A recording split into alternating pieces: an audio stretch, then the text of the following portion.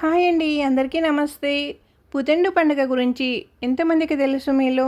మన తెలుగు వారికి కొంతమందికి తెలిసుంటుందండి. కానీ కొంతమందికి అయితే తెలియదు కదా! వారి కోసం ఈ వీడియో అయితే చేశాననమాట. అసలు పుథెండు పండుగ అంటే మన తెలుగువారము ఎలా అయితే ఉగాది పండుగ జరుపుకొని నూతన సంవత్సరంగా ప్రారంభిస్తామో, అదేవిధంగా తమిళ నూతన సంవత్సరం ఈ పుథెండు పండుగ. ఇప్పుడు మనం ఈ పుథెండు పండుగ తేదీ, మంచి ముహూర్తం, అలాగే ప్రాముఖ్యత, కథ అన్నీ కూడా వివరంగా తెలుసుకుందామండి. పుథెండు తమిళ నూతన సంవత్సర ప్రారంభాన్ని సూచిస్తుంది.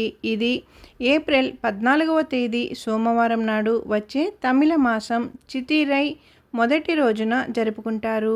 ఈ ఆనందకరమైన సందర్భాన్ని భారతదేశం అంతటా, అలాగే శ్రీలంక, మలేసియా మరియు సింగపూర్లలో తమిళులు విస్తృతంగా పాటిస్తారు. ఈ పండుగ ఆనందం మరియు ఉత్సాహంతో నిండిన కొత్త ప్రారంభాల యొక్క ఉత్సాహభరితమైన వేడుక. తమిళనాడులో పుథండును ప్రాంతాన్ని బట్టి పుథండుడం లేదా వర్ష పిరప్పు వంటి ఇతర పేర్లతో కూడా పిలుస్తూ ఉంటారు. ఈ రోజున ప్రజలు ఒకరినొకరు పండుగ కోరికతో పలకరించుకుంటూ ఉంటారు. అంటే తమిళంలో నూతన సంవత్సర శుభాకాంక్షలు. దీనిని ప్రధానంగా తమిళ నూతన సంవత్సరంగా జరుపుకున్నప్పటికీ ఈ పండుగ భారతదేశం అంతటా ఇలాంటి సంఘటనలను అనుగుణంగా ఉంటుంది. ఉదాహరణకు ఒడిశాలో పోహేల సంక్రాంతి, కేరళలో విషు, అస్సాంలో బిహు మరియు మధ్య మరియు ఉత్తర భారతదేశంలో బైశాఖి, తమిళనాడులో పుత్తాండును రాష్ట్ర సెలవు దినంగా ప్రకటించారు. మరియు ఈ సందర్భాన్ని పురస్కరించుకొని అన్ని కార్యక్రమాలు, విద్యా సంస్థలు మరియు బ్యాంకులు కూడా మూసివేసి సెలవు ఇస్తారు. ఇప్పుడు ఈ పండుగ తేదీ, సమయం, ముహూర్తం అన్నీ కూడా వివరంగా తెలుసుకుందాము. పుథెండును సోమవారం అంటే 2025 ఏప్రిల్ 14న జరుపుకుంటారు. తమిళ సౌర క్యాలెండర్ ప్రకారం తమిళ మాసం చితిరై మొదటి రోజు. పుథెండు 2025కి సంబంధించిన ముఖ్య సమయాలు కూడా తెలుసుకుందాము. పుథెండు ముహూర్తం ఉదయం 6 గంటల నుండి ఉదయం 8 గంటల 30 నిమిషాల వరకు, వ్యవధి 2 గంటల 30 నిమిషాల వరకు. ఈ సంవత్సరం మొదటి చూపు ఏప్రిల్ 14 ఉదయం 6 గంటలకు ప్రారంభమవుతుంది. ఈ సంవత్సరం మొదటి దృశ్యం ఏప్రిల్ 14 ఉదయం 8 గంటల 30 నిమిషాలకు ముగుస్తుంది. పుథాండు పూజా ముహూర్తం ఉదయం 6 గంటల నుండి మధ్యాహ్నం 12 గంటల వరకు, వ్యవధి 6 గంటలు. పుథాండు పండుగ యొక్క ప్రాముఖ్యత గురించి ఇప్పుడు తెలుసుకుందాము. కొత్త ఆరంభాలు మరియు కోరికల నెరవేర్పు వేడుకగా ఉండటమే కాకుండా పుథెండు తమిళులకు లోతైన ఆధ్యాత్మిక ప్రాముఖ్యతను కలిగి ఉంటుంది. గొప్ప పౌరాణిక కథనాలతో ముడిపడి ఉంది. పురాణాల ప్రకారం ఈరోజు వర్షం మరియు ఉరుములకు దేవుడై భగవాన్ ఇంద్రుడు భూమిని సమృద్ధి, మంచి పంటలు మరియు శాంతితో ఆశీర్వదించటానికి దిగివచ్చినట్లు సూచిస్తాడట. ఆకాశాలను దైవిక పాలకుడిగా ఇంద్రుడి రాక మానవాళిపై దైవిక కృపను కురిపించడాన్ని సూచిస్తాడట. భౌతిక మరియు ఆధ్యాత్మిక రంగాలలో సమృద్ధిని నిర్ధారిస్తుంది. తమిళనాడులోని కొన్ని ప్రాంతాలలో పుథెండు విశ్వ సృష్టికర్త అయిన భగవాన్ బ్రహ్మ విశ్వాసాన్ని గర్భం దాల్చిన రోజు అని నమ్ముతారట. ఈ పవిత్రమైన రోజున బ్రహ్మ ప్రపంచ సృష్టిని ప్రారంభించాడని, జీవిత చక్రాన్ని పెరుగుదల మరియు పునరుద్ధరణను తీసుకువచ్చాడని చెబుతారట. విశ్వ సృష్టితో ఈ సంబంధం పండుగను దైవిక క్రమం యొక్క లోతైన భావనతో నింపుతుంది. భక్తులకు వారి ఆధ్యాత్మిక ప్రయాణం మరియు వారి దైనందిక జీవితంలో ధర్మం యొక్క ప్రాముఖ్యతను గుర్తు చేస్తుంది. పుథెండు నాడు తమిళులు రాబోయే సంవత్సరానికి దైవిక ఆశీర్వాదాలను కోరుతూ ఆరాధన మరియు భక్తి చర్యలలో పాల్గొంటారు. అనేక కుటుంబాలు సంవత్సరాన్ని సజావుగా మరియు సంపన్నంగా గడపాలని అడ్డంకులను తొలగించే భగవాన్ గణేశుడికి మరియు విశ్వాన్ని సంరక్షించే భగవాన్ విష్ణువుకు ప్రార్థనలు చేయడం ద్వారా రోజును ప్రారంభిస్తారు. పండ్లు, పువ్వులు మరియు కొత్త బట్టలు వంటి శుభ వస్తువులను చూడటం ద్వారా సంవత్సరంలోని మొదటి చూపు సంపద మరియు విజయాల ఆశీర్వాదాలను తెస్తుందని నమ్ముతారు. అందువల్ల తమిళ పుతండు అనేది ఆధ్యాత్మిక ప్రతిబింబం మరియు భక్తికి సమయం. దైవిక మరియు భూలోక ప్రపంచాల మధ్య సంబంధాన్ని బలోపేతం చేస్తుంది మరియు జీవితపు శాశ్వత చక్రాలు, పునరుద్ధరణ ఇంకా విశ్వ సమతుల్యతను కూడా గుర్తు చేస్తుంది. పుతాండు పండుగ కథ. తమిళ పురాణాల ప్రకారం ఈ రోజున విశ్వ సృష్టికర్త అయిన భగవాన్ బ్రహ్మ ప్రపంచాన్ని మరియు దానిలో నివసించే జీవులను సృష్టించే పనిని ప్రారంభించాడని నమ్ముతారట. ఈరోజు విశ్వ పునరుద్ధరణ, జీవిత చక్రం పెరుగుదల మరియు శ్రేయస్సును సూచిస్తుంది. భగవాన్ బ్రహ్మ విశ్వాసాన్ని చలనంలోకి తీసుకురావడం, కాలచక్రాలను మరియు సృష్టి యొక్క విస్తరణను తీసుకురావటం వంటిది. ఈ ఆధ్యాత్మిక సంఘటన తమిళ నెల చిత్తిరై మొదటి రోజుగా గుర్తించబడింది. ఇది సూర్యుడు మేషరాశిలోకి మేషం మారడంతో సమానంగా ఉంటుంది. ఇది విశ్వ ప్రాముఖ్యత మరియు అమరిక యొక్క రోజుగా మారుతుందట. ఈరోజు కొత్త సంవత్సరం ప్రారంభానికి మాత్రమే కాకుండా విశ్వం యొక్క పుట్టుకకు కూడా ప్రతీక అని భావిస్తారట. ఇది తమిళులకు పవిత్రమైన సందర్భం. ఈ పౌరాణిక సందర్భాలలో పుతండును గతాన్ని ప్రతిబింబించడానికి, క్షమాపణ కోరటానికి మరియు రాబోయే సంవత్సరానికి కొత్త ఉద్దేశాలను నిర్దేశించడానికి సరైన సమయంగా భావిస్తారు.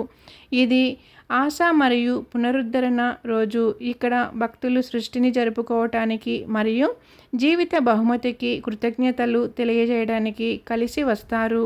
ఈ పండుగ విశ్వాసాన్ని పరిపాలించే దైవిక క్రమం ఇంకా సామరస్యాన్ని గుర్తు చేస్తుంది. ప్రజలు తమ జీవితాలను ధర్మం, శాంతి మరియు శ్రేయస్సుతో అనుసంధానించుకోవాలని ప్రోత్సహిస్తుందట. ఈ కథ పుతెండు యొక్క ఆధ్యాత్మిక వెన్నుముక్కను ఏర్పరుస్తుంది. ఇది తమిళ నూతన సంవత్సర వేడుకగా మాత్రమే కాకుండా భగవాన్ బ్రహ్మ ఈ పవిత్రమైన రోజున ప్రారంభించిన సృష్టి మరియు పునరుద్ధరణ యొక్క శాశ్వతమైన ప్రక్రియను గౌరవిస్తూ విశ్వ సత్యాలు మరియు ఆశీర్వాదాలతో తిరిగి కనెక్ట్ అయ్యే సమయంగా కూడా మారుతుందట. పుతాండు పండుగను ఎలా జరుపుకోవాలి తెలుసుకుందాం. పుతెండు వేడుకలు తమిళ సంస్కృతిలో గొప్ప ప్రాముఖ్యతను కలిగి ఉన్నాయి. ఐక్యత, సంప్రదాయం మరియు పునరుద్ధరణ స్ఫూర్తిని జరుపుకోవటానికి అన్ని వర్గాల ప్రజలను ఒకచోట చేర్చుతారు. తమిళ సంస్కృతి యొక్క శక్తివంతమైన వ్యతికరమైన కుమ్మి మరియు కోలాటం వంటి జానపద నృత్యాలలో సమాజులు ఆనందకరమైన భాగస్వామ్యంతో ఈరోజు గుర్తించబడింది. ఈ నృత్యాలను తరచుగా మహిళలు సాంప్రదాయ పాటలతో ప్రదర్శిస్తారట.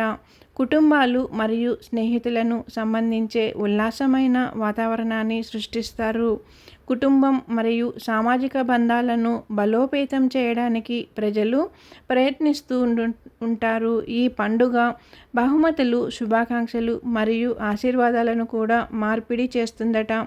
ఈరోజు అత్యంత ముఖ్యమైన సంప్రదాయాలలో ఒకటి పెద్దలకు చూపే గౌరవం. పిల్లలు మరియు చిన్నవారు సంపన్న సంవత్సరం కోసం వారి పాదాలను తాకి వారి ఆశీర్వాదాలను కోరుకోవడం. పుతెండు నాడు పిల్లల నుండి పెద్దలు వరకు అందరూ పండుగ యొక్క సాంస్కృతిక సారాన్ని స్వీకరించడానికి సాంప్రదాయ దుస్తులను ధరిస్తారు.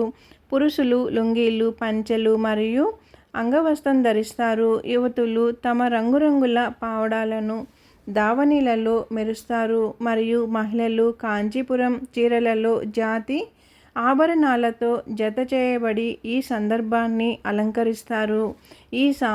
ఈ సామూహిక దుస్తులు ఈ సందర్భం పట్ల గౌరవాన్ని సూచించడమే కాకుండా తమిళ వారసత్వంపై ఐక్యత మరియు గర్వాన్ని కూడా ప్రోత్సహిస్తాయి. ఇళ్లను పూర్తిగా శుభ్రం చేసి తాజా పువ్వులు మరియు క్లిష్టమైన కోలం, రంగోలీ డిజైన్లతో అందంగా అలంకరించి ఆహ్వానించే వాతావరణాన్ని సృష్టిస్తారు.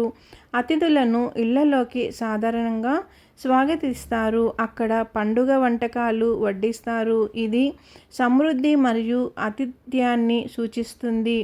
మదురై, తిరునెల్వేలి మరియు తిరుచిరాపల్లి వంటి అనేక ప్రాంతాలలో పురాణాల నుండి కథలను వివరించే సాంప్రదాయ నృత్య నాటకం అయిన ఓయిలాట్టం ప్రదర్శనలతో వేడుకలు మరింత సాంస్కృతిక రూపాన్ని సంతరించుకుంటాయి. ఈ ప్రదర్శనలు ముఖ్యంగా భగవాన్ మురుగా పురాతన కథలు మరియు ఇతిహాసాలను సంరక్షించటానికి, వాటిని తరువాతి తరానికి అందించటానికి ఒక శక్తివంతమైన మార్గం.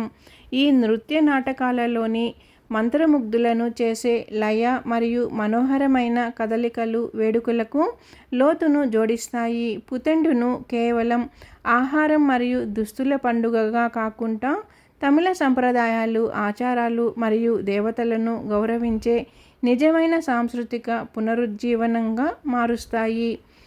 పుతండు పండుగ సంప్రదాయ ఆహారం గురించి తెలుసుకుందాం. ఇతర పండుగల మాదిరిగానే పుతండు కూడా ఆహారం విషయంలో మినహాయింపు కాదు. అసలైన పుతండు వంటకంలో తీపి నుండి పుల్లని వరకు, కారంగా నుండి చేదు వరకు వివిధ రకాల రుచులు ఉంటాయి. మోనులో వివిధ రకాల వంటకాలు ఉన్నాయి. వాటిలో తప్పనిసరిగా ఉండవలసినవి తీపి మరియు పుల్లని మామిడి తయారీ అయిన మాంగాయ్ పచ్చడి మరియు వేప, చింతపండు, బెల్లం మరియు మామిడికాయల చేదు తీపి మిశ్రమం అయిన వెప్పన్ను పచ్చడి ముఖ్యమైన వాటితో పాటు ఇతర ప్రసిద్ధ వంటకాల్లో పచ్చిమిర్చి, మూంగ్ పప్పుతో తయారు చేసిన కోసంబరి, సలాడ్, స్టఫింగ్స్తో నింపి డీప్ ఫ్రై చేసిన వడలు మరియు పాలు, పప్పులతో తయారు చేసిన డీప్ లాంటి పాయసం మరియు పిండిలో కప్పబడిన చీక్ పీస్, బెల్లం మరియు కొబ్బరి ముక్కలతో తయారు చేసిన తీపి వంటకం ఉన్నాయట. పుతండు ఆహార సంస్కృతిలో మరికొన్ని ఇష్టమైనవి సక్కరై పొంగల్, బియ్యం, పసుపు, పెసరపప్పు, బెల్లంతో తయారు చేసిన తీపి గంజి, అవియాల్, కొబ్బరి సాస్ మరియు కరివేపాకులతో, కూరగాయలతో తయారు చేసిన అధిక క్యాలరీల వంటకం క్యాబేజీ, పోలియర్, సోటిడ్ మరియు ఉడికించిన క్యాబేజీని కారంగా ఉండే గ్రేవీలో చల్లబరచి ఉడికించినది, వజక్రై కర్రీ, కొబ్బరి ఆధారిత మసాలాలో ఉడికించిన పచ్చి అరటి పండ్లతో తయారు చేసిన ప్రత్యేక పండుగ వంటకం వెప్పం, పూరసం, ఎండిన వేప ఆకులు రసంతో కలిపి తయారు చేసిన ఆకలి పుట్టించే సూప్, మాంగా ఊరుగాయ, నువ్వుల నూనెలో ఊరగాయ చేసి ఆవాలతో రుచిగా ఉండే తాజా పచ్చి మామిడికాయలు, పనగం, యాలకుల పొడితో బెల్లం నీరు మరియు పెరుగు. కన్ని ఆచారం. ఈ పండుగ సమయంలో చాలామంది తమిళులు కన్ని ఆచారాన్ని పాటిస్తారట.